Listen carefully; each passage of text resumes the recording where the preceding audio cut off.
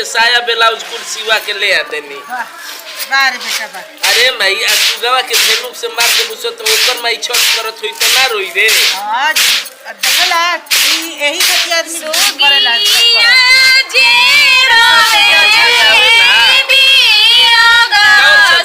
गाव से मई गाव से। जाता शिव वचन